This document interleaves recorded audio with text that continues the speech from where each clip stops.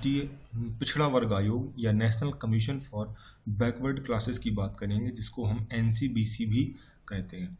इस वीडियो में हमने देश के प्रमुख कॉन्स्टिट्यूशन और स्टैट्यूटरी बॉडीज़ के बारे में पहले पढ़ा था, कुछ एग्जीक्यूटिव बॉडीज़ के बारे में भी देखना था। आज की वीडियो में हम national commission for backward classes की बात करेंगे। इसके पहले मैंने आपको जब नेशनल कमीशन ऑफ एससी और एसटी पढ़ाया था, तब मैंने आपको बताया था कि ये सारे फंक्शंस इन तीनों आयोगों के लगभग एक जैसे ही हैं। मतलब अगर आपको नेशनल कमीशन फॉर एससी और एसटी समझ में आ गया है तो लगभग सारी चीज़ें आपको ओबीसी के कमीशन में भी देखने को मिल जाएंगी, ठीक है ना। तो बस आपको उसको रिवाइज करके इसको आगे पढ़ना है। थोड़ा सा मैं आपको बैकग्राउंड इसके बारे में बता देना चाहता हूँ। तो देखो, सबसे पहले दोस्तों हुआ क्या था, ये आपको पता है कि 1950 से लेकर 1970 तक जो है बैकवर्ड क्लासेस के लिए जो है गवर्नमेंट के लगातार बहुत सारे स्टेप्स लिए जा रहे थे कि इनके लिए काम करना है। 1950 के दशक में एक बाबा कालेलकर कमीशन की भी स्थापना की गई थी और उस कमीशन ने बहुत सारी जांच की थी और अपनी रिपोर्ट सबमिट की थी, लेकिन बहुत ज़्यादा फेमस उसकी रिपोर्ट सिफारिशें नहीं मानी गई और बहुत ज़्यादा इसको आगे पढ़ने की ज़रूरत हमको नहीं है। इसलिए अब आप बोलेंगे कि ये बैकवर्ड कमीशन के लिए गवर्नमेंट ये स्टेप क्यों ले रही है। तो देखो, तो आर्टिकल जो 340 होता है, ये 340 ये बोलता है कि सरकार ऐसे प्रयास लगातार करेगी जिससे जाति, वर्ग, सामाजिक, आर्थिक या किसी भी अन्य प्रकार के जो पिछड़ापन है, चाहे वो आर्थिक हो, सामाजिक हो, शैक्षणिक हो या जातिगत हो, उन सब के जो पिछड़ापन है उसकी स्टडी करने के लिए, उसकी जांच करने के लिए सरकार लगातार काम करेगी। ये आर्टिकल 340 में कहा गया है। तो इस 340 में जो पावर दी गई है गवर्नमेंट को, उसको प्रैक्टिस करने के लिए लगातार टाइम टू टाइम पे क्या किया जाता है, नए नए कमीशंस बनाए जाते हैं। तो 1979 में इसके बाद क्या किया गया, बीपी मंडल कमीशन एस्टेब्लिश किया गया। मंडल कमीशन बहुत फेमस हुआ बाद में, ठीक है ना। तो ये मंडल कमीशन बनाएगा 1979 में, जिसने बाद में अपनी रिपोर्ट सबमिट की जब, तो इसकी रिपोर्ट बहुत कंट्रोवर्शियल रिपोर्ट रही उस समय की, क्योंकि इन्होंने अपनी रिपोर्ट में ये फाइंडिंग निकाली कि जो देश में जाति, शिक्षा, आर्थिक मतलब इकोनॉमिकल और सामाजिक आधार पर जो पिछड़ापन है, वो कुल जनसंख्या का लगभग 52% लोग ऐसे हैं जो जाति, शिक्षा, आर्थिक और सामाजिक आधार पर पिछड़ेपन है। चूंकि हमारे संविधान में जाति के आधार पर और आर्थिक आधार पर आरक्षण की बात नहीं की गई है, तो इसलिए इस परसेंटेज को हटा के इस कमीशन ने ये बोला कि इस 52% में से 27% लोगों को जो है शिक्षा और सामाजिक आधार पर, पिछड़ेपन के आधार पर आरक्षण दिया जाना चाहिए। ये किसने कहा, बीपी मंडल कमीशन ने कहा। उस समय वीपी सिंह साहब की सरकार थी, उन्होंने ये घोषणा कर दी कि इस कमीशन की ये जो रिकमेंडेशन है 27% आरक्षण, ये इसको हम मान लेंगे। और जैसे ही उन्होंने ये घोषणा की और उन्होंने बोला कि हम मान लेंगे, पूरे देश में जो है क्या होने लगी, हड़तालें होने लगी और सरकार के खिलाफ विरोध प्रदर्शन होने लगा। पूरे सारे ग्रुप, और इस ग्रुप में कांग्रेस और बीजेपी दोनों गवर्नमेंट थी जो विरोध कर रही थी इस आरक्षण को मांगे जाने का, क्योंकि ये जनता दल की सरकार थी जिन्होंने घोषणा की थी और बीजेपी उसमें सपोर्ट करती थी उस पार्टी में। लेकिन बहुत सारे छोटे छोटे दल थे जो सपोर्ट करते, जिसको जनता दल हम कहते थे। तो क्या हुआ कि इन्होंने रिकमेंडेशन को लागू कर दिया, तो बीपी सिंह की सरकार गिर गई इस मुद्दे पे। उसके बाद में जब 1991-92 में जब पीवी नरसिम्हा राव की सरकार आई, मतलब कांग्रेस की सरकार आई, तो उन्होंने भी ये बोल दिया बाद में कि हम क्या करेंगे, ये 27% आरक्षण को हम लागू कर देंगे। इसको हम क्या कर देंगे, 27% आरक्षण को हम लागू कर देंगे। इसके अलावा इन्होंने बोला, किसने, पीवी नरसिम्हा राव सरकार ने, कि 10% हम देंगे आर्थिक आरक्षण पर, अलग से देंगे हम इसको, जिसको वर्तमान में ईडब्ल्यूएस कहा गया है। उस समय सुप्रीम कोर्ट में जब ये मामला गया था, जिसको इंदिरा साहनी मामला कहा जाता है, तो ये इंदिरा साहनी का यही मामला था जो ओबीसी आरक्षण, ये 10% आर्थिक आरक्षण को लेकर सुप्रीम कोर्ट में गया हुआ था। तो इंदिरा साहनी मामले में सरकार ने फिर, जो सुप्रीम कोर्ट ने फिर फैसला दिया था, तो उसने ये बोला कि पहला क्वेश्चन ये था कि क्या 27% आरक्षण देना संविधान के अनुकूल है कि नहीं है, कॉन्स्टिट्यूशनल है कि नहीं है। तो सुप्रीम कोर्ट ने बोला कि 27% आरक्षण देना जो है कॉन्स्टिट्यूशनल है, और सरकार चाहे तो सामाजिक और शैक्षणिक, एजुकेशनल और इकोनॉमिक बैकवर्डनेस के आधार पर, एजुकेशनल और सोशल बैकवर्डनेस के आधार पर ये आरक्षण दे सकती है। तो 27% आरक्षण दे दिया गया। उसके बाद सरकार ने बोला कि फिर ये 10% आर्थिक आरक्षण, तो सुप्रीम कोर्ट ने बोला नहीं, आर्थिक आधार पर 10% आरक्षण नहीं दिया जा सकता है। इसके बाद इन्होंने बोला कि जो ओबीसी का आरक्षण है जो 27% ना, इसमें एक क्रीमी लेयर का कंसेप्ट भी सुप्रीम कोर्ट लेके आई कि एक क्रीमी लेयर भी इसमें होगी, जो बहुत हाई इनकम वाले लोग होंगे तो उनको आरक्षण नहीं मिलेगा। तो क्रीमी लेयर की बात भी इसी मामले में कही गई थी। ये पूरा बैकग्राउंड आपको याद रखना है, ठीक है ना। तो बीपी मंडल कमीशन 1979 में बना था। इसने अपनी रिपोर्ट दी थी कि जाति, एजुकेशन, इकोनॉमिक और सोशल आधार पर 52% लोग बहुत पिछड़ापन है। इसमें 27% लोगों को मतलब शिक्षा के आधार पर और सामाजिक के आधार के पिछड़ेपन के आधार पर इनको 27% आरक्षण दिया जाना चाहिए। बाद में पीवी नरसिम्हा सरकार ने इसमें 10% आर्थिक आधार पर भी देने की बात कही। तो जब ये मामला सुप्रीम कोर्ट में गया, उसको इंदिरा साहनी मामला कहा जाता है, उसकी जब सुप्रीम कोर्ट ने फैसला किया कि 27% आरक्षण आप दे सकते हो, लेकिन इसमें क्रीमी लेयर का कंसेप्ट आपको याद रखना है। मतलब एक अपर लेयर होगी जो एनुअल इनकम होगी, उसकी एक आपको लिमिट बनानी पड़ेगी। और दूसरा, इन्होंने 10% आर्थिक आरक्षण जो था उसको अनकॉन्स्टिट्यूशनल करार दे दिया और उसको लागू आप नहीं कर सकते। तो ये बैकग्राउंड आपको पूरा अच्छे से याद रखना है। तो अब आपको बात समझ में आ जाएगी ओबीसी के आरक्षण की बात। इंदिरा साहनी मामला हुआ था जो मंडल कमीशन की रिपोर्ट आने के बाद ये सुप्रीम कोर्ट में गया था। कब गया था? 1992 में फैसला आया था इंदिरा साहनी का। तो इस फैसले में, इंदिरा साहनी मामले में सुप्रीम कोर्ट ने ऑर्डर दिया था सरकार को कि आप एक ऐसे नेशनल कमीशन को एस्टेब्लिश कीजिए जो बैकवर्ड क्लासेस हैं उनके सारे इश्यूज जो होते हैं, उनके मुद्दों को लेके सारे सॉल्व करे, ठीक है ना। क्योंकि उस समय जो है अलग से बैकवर्ड क्लासेस के लिए कमीशन नहीं था, केवल नेशनल कमीशन ऑफ एससी और एसटी के अंतर्गत ही ओबीसी का काम किया जा रहा था। तो ये हम पिछली वीडियो में बात कर चुके हैं कि पहले सिंगल मेंबर्ड बॉडी ये हुआ करता था।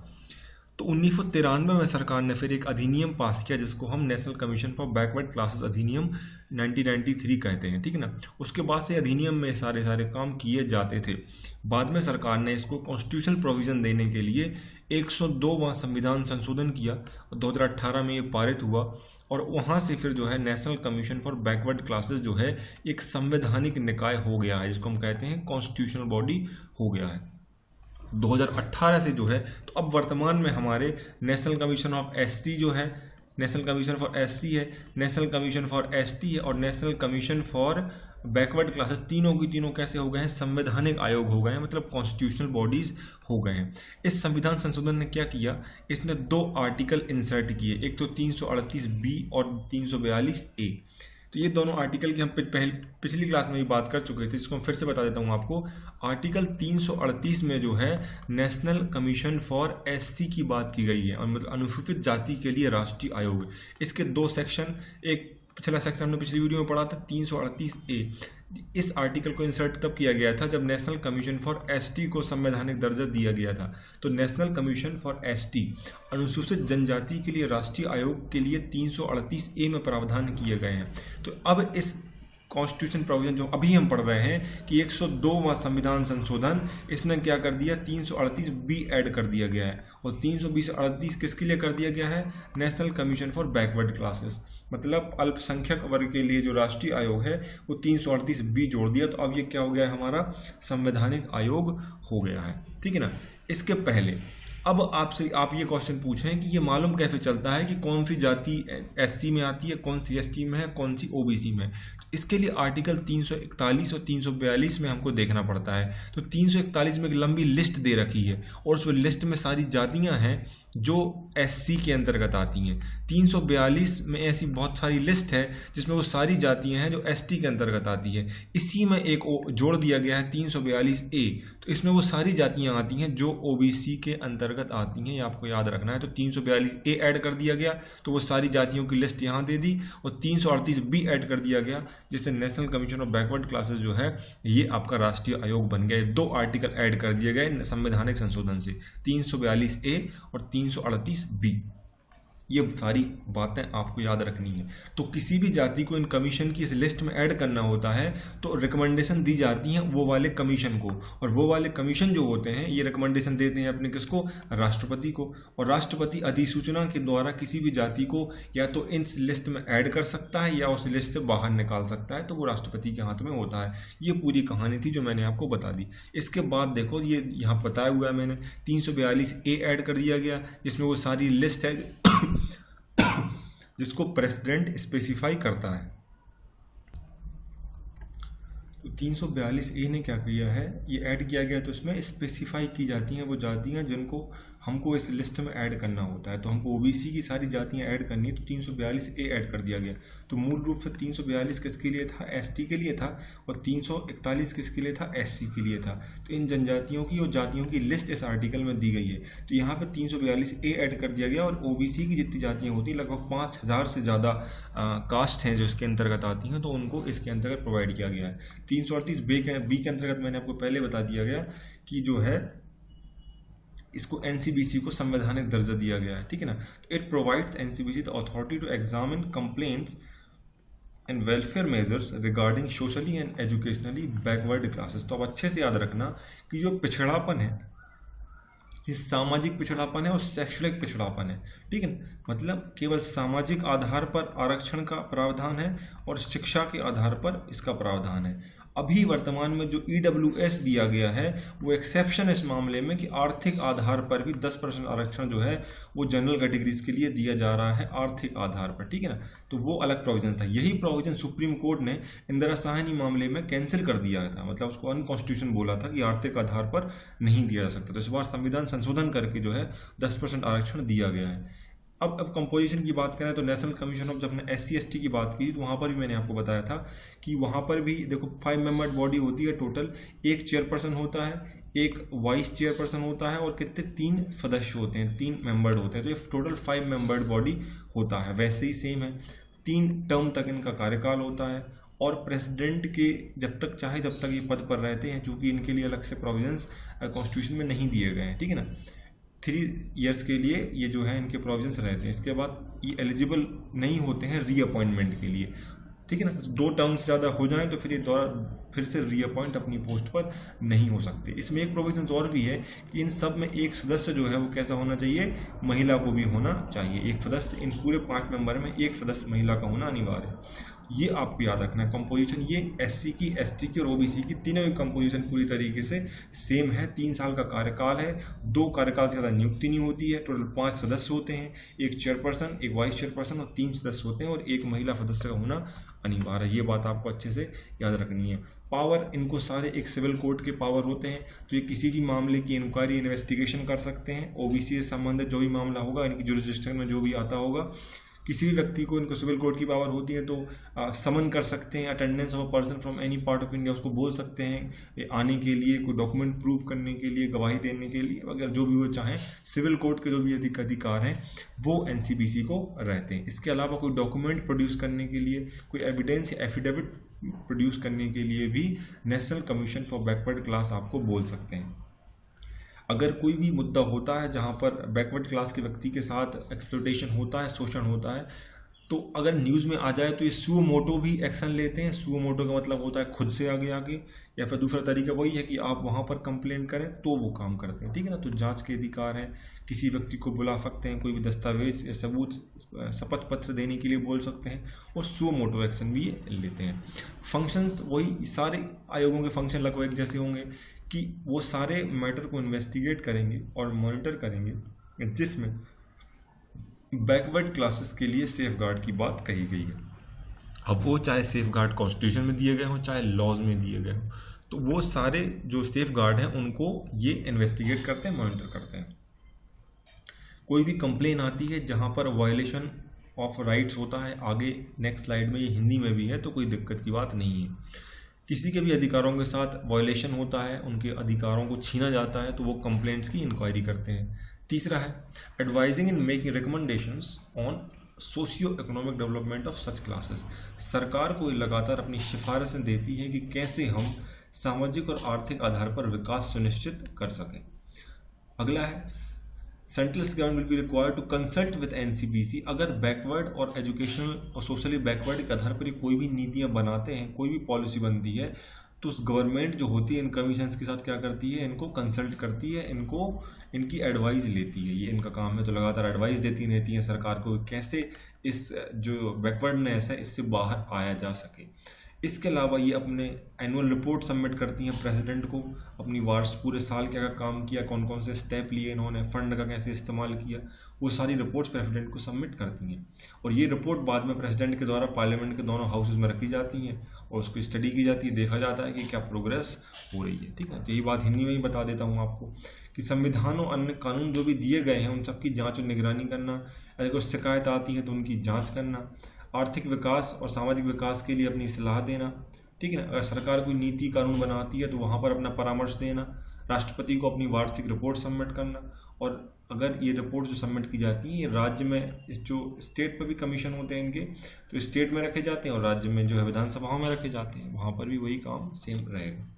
कंसर्न और चैलेंजेस क्या है? देखो, मेन बड़ी प्रॉब्लम ये है कि सभी राज्यों में अभी 27% आरक्षण जो मंडल कमीशन ने बोला था सरकार ने लागू किया है, सेंट्रल गवर्नमेंट में सब जगह लागू है, लेकिन राज्यों में लागू नहीं है। जैसे कि आप एमपी गवर्नमेंट का ही एग्जाम्पल देखें तो एमपी में बहुत बड़ी प्रॉब्लम है, क्योंकि सभी राज्यों में एससी और एसटी का जो आरक्षण है वो बहुत कम है, मतलब 25% से कम है सामान्यतः। ठीक है ना, तो वहाँ पर क्या होता है कि जैसे कि 22% है सब अधिकतर पूरे देश में एवरेज, एससी एसटी का 22% होता है, ये 27 हो जाता है तो टोटल होता है 49%।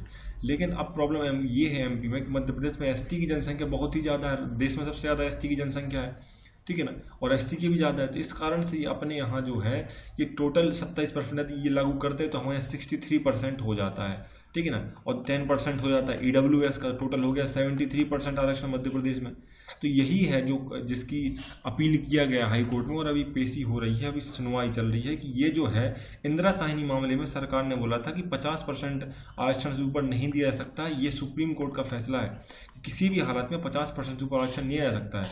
लेकिन मध्य प्रदेश में आप देखो कि कांग्रेस गवर्नमेंट ने इलेक्शन में बोल दिया कि ओबीसी आरक्षण जो अभी 14% है और ये 14% है तब जाके टोटल 50% हो रहा है, लेकिन जब हम इसको 27% लागू करेंगे तो जैसे 27 लागू करते हैं ये टोटल लिमिट से बाहर 63 पहुंच जाता है, और 10% आर्थिक लगता है तो 73 पहुंच जाता है, तो आरक्षण पूरा 73% आरक्षण हो गया। तो इंदिरा साहनी मामले का क्या हो गया, ये उल्लंघन हो गया, जिसमें 50% का कैप लगाया हुआ है सुप्रीम कोर्ट ने। तो ये बड़ा चैलेंज है, इसको लागू करना कैसे किया जाए, क्योंकि किसी का भी कम नहीं कर सकते, एससी एसटी कम करेंगे तो उनको वो हड़तालें करने लगेंगे, इस तरीके से बहुत बड़ा मुद्दा है। दूसरी बात आती है कि देखो ये जो रिजर्वेशन है ये इसीलिए तो इशू चल रहा है कि प्रमोशन में भी दिया जाना चाहिए, क्योंकि ऊंची पोस्टों पर ओबीसी के लोग नहीं पहुंच पा रहे हैं। ठीक है ना, जो जैसे टीचिंग की जो पोस्ट होती हैं यूनिवर्सिटी लेवल पर, तो प्रोफेसर में आप देखें तो एससी एसटी और ओबीसी तीनों को मिला के केवल 7 हैं, 100 प्रोफेसर में 7 प्रोफेसर होते हैं एससी एसटी ओबीसी के। इसका मतलब ये है कि प्रमोशन में कहीं ना कहीं जो है कुछ गड़बड़ियां हो रही हैं और लोगों को आरक्षण का लाभ ऊंची पोस्टों पर नहीं दिया जा रहा है। ऐसे ही हाई कोर्ट और सुप्रीम कोर्ट में देखें तो वहां पर भी ओबीसी का रिप्रेजेंटेशन बहुत ही कम है। जो सरकार बहुत सारी कमिटीज, आयोग और बोर्ड बनाती है, वहां पर भी अब देखे जाए तो ऐसा देखने को मिलता है कि ओबीसी के लोग बहुत कम रिप्रेजेंटेड होते हैं। दूसरा चैलेंजेस ये भी है कि ये जो कमीशन अपनी रिकमेंडेशन देती है ये बाध्यकारी नहीं है, दीज आर नॉट बाइंडिंग, कुछ एडवाइजरी होते हैं नेचर में, तो सरकार माने या ना माने उनके ऊपर निर्भर करता है। एक और ये है कि देखो आजकल नीति आयोग बहुत ज़्यादा पीपीपी बेस्ड जो बिजनेस एंटरप्राइजेस हैं, कॉन्ट्रैक्ट्स हैं, उनको प्रमोट कर रहा है कि गवर्नमेंट और प्राइवेट एंटिटीज साथ में आए और साथ में मिलकर कोई काम करें। तो अगर प्राइवेट एंटिटी आ जाती है तो आरक्षण का वहाँ लागू नहीं होगा। तो आजकल ये बहुत इशू हो रहा है कि अब फ्यूचर में नीति आयोग इतना प्रमोट कर रहा है इस मॉडल को कि प्राइवेट पार्टनरशिप बेस्ड जो भी एंटरप्राइजेस बनेंगी तो वहाँ पर आरक्षण लागू नहीं होगा, क्योंकि वो प्राइवेट एंटिटी है। तो ये इसको लेके बहुत कंसर्न है कि आरक्षण का भविष्य क्या होगा। ठीक है ना, तो ये बात हिंदी में ही मैंने आपको बता दी। 27% आरक्षण लागू नहीं हो पाया है, 100 में से 7 प्रोफेसर हैं, सर्वोच्च न्यायालय में ओबीसी के लोग बहुत कम हैं, हाईकोर्ट में ही बहुत कम है, और आपको बता दिया कि नीति आयोग में भी ऐसे उद्योग को बढ़ावा दे रहा है तो वहाँ पर आरक्षण लागू नहीं होता है। सजेशंस क्या हो सकते हैं? देखो अब ये सजेशन दिया जा रहा है कि वर्तमान में देखो कि मैंने आपको बताया था कि सुप्रीम कोर्ट ने क्रीमी लेयर के बारे में बात की थी, क्रीमी लेयर का कंसेप्ट याद रखना है। तो क्रीमी लेयर क्या होती है कि वार्षिक आय होती है, एनुअल इनकम होती है, वो अगर उतनी इनकम आपकी कम है, जैसे अभी कैप है 8 लाख का, इसके पहले था 6 लाख का, जब लागू हुआ था तब था 1 लाख का। तो जैसे जैसे महंगाई बढ़ रही है और आय बढ़ रही लोगों की तो कैप भी बढ़ा जाए। अब वर्तमान में 8 लाख इनकम है किसकी? क्रीमी लेयर की। तो अभी ऐसा बोला जा रहा है कि ओबीसी में बहुत सारे लोग हैं, इस 8 लाख की लिमिट को भी 3 कैटेगरी में डिवाइड करना चाहिए कि एक होंगी नॉर्मल ओबीसी हैं, एक लो लेवल के हैं मतलब बैकवर्ड ओबीसी है, एक है एक्सट्रीमली बैकवर्ड। ऐसी 3 कैटेगरियों में बांट दो, ये कमीशन की रिकमेंडेशंस आई है। तो एक सजेशन यही है कि इसका सब कैटेगराइजेशन होना चाहिए, ठीक है ना, ताकि बेनिफिट जो है वो सही लेवल पे सही लोगों तक पहुंच सके, इंस्टीट्यूशन में, गवर्नमेंट जॉब्स में, क्योंकि जो लेस डोमिनेंट ओबीसी कैटेगरी है उनको फायदा आगे आके मिल सके। तो एक तो ये, अब तो जो नया national commission of backward classes ने इसने 2015 में कुछ रिकमेंडेशन दिए हैं। पहले ये दिया है कि इसको 15 लाख कर दो आप, क्योंकि सब जगह जो है 8 लाख के थोड़ा भी ऊपर होते हैं तो आरक्षण का फायदा नहीं ले पाते हैं। तो इसको 15 लाख कर दिया जाए, किसको, इस क्रीमी लेयर की कंसेप्ट को जो है 15 लाख कर दो, और 3 कैटेगरी में सब कैटेगराइजेशन कर दो इसको, कि बैकवर्ड क्लासेस जो है आपका लोअर बैकवर्ड क्लासेस और एक्सट्रीमली बैकवर्ड क्लासेस, ठीक है ना, इस तरीके से 3 कैटेगरी में बांट दो और क्रीमी लेयर को 15 लाख कर दो। ये इनका सजेशन एक दिया गया है। दूसरा है कि एक वोट बैंक से ऊपर उठ की राजनीति होनी चाहिए। आपका देखें जैसे कि उत्तर प्रदेश और बिहार में यादववाद चलता है तो पूरी जातियों को वोट देते हैं। जैसे बसपा होती है जो समाजवादी पार्टी है, बहुजन समाजवादी पार्टी, अपनी जातियों के वोट बैंक को समझते हैं। तो लोग जो है विकास के मुद्दे को वोट नहीं बनाते हैं, वो क्या करते हैं, केवल और केवल जातिवाद को प्रमोट करते हैं। तो उससे क्या है, विकास नहीं हो पाता है, और कमीशन भी कहीं ना कहीं जो है वो फुल तरीके से नीतियाँ लागू नहीं कर पाता है। ये सब चीज़ें थी इस कमीशन के बारे में। बेसिक इतना आप पढ़ लोगे तो आपको काफ़ी डिटेल आपके पास इकट्ठी हो गई है। कुछ क्वेश्चन प्रैक्टिस कर लेते हैं। पहला क्वेश्चन ये है कि नेशनल कमीशन कब एस्टेब्लिश किया गया था। तो एस्टेब्लिश हमको याद रखना है कब किया गया था, 1993 में किया गया था, और बाद में 2018 में इसको क्या किया गया था, संवैधानिक दर्जा दिया गया था। 102वां संविधान संशोधन किया गया था, कॉन्स्टिट्यूशन अमेंडमेंट।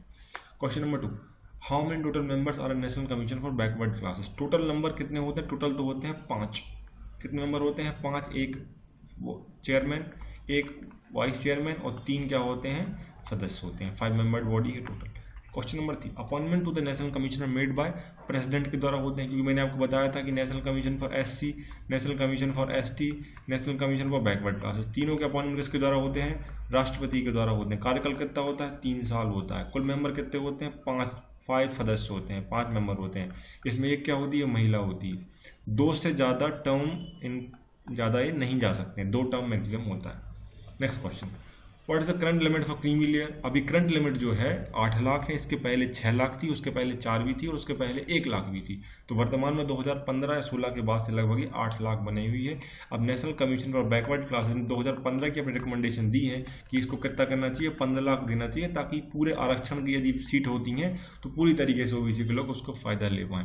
मुझे उम्मीद है कि आपके लिए हेल्पफुल रहा होगा। इसको एक दो बार और रिवाइज करना और पुराने SC ST के साथ में इसको पढ़ना, तो आपको सारी चीज़ें क्लियर हो जाएंगी। इससे ज़्यादा आपको जानने की जरूरत नहीं है। आई होप कि आपके लिए हेल्पफुल होगा। अपना कमेंट करके फीडबैक जरूर देना कि आपको कैसा लगा। Thank you so much for watching and all the best for your exam.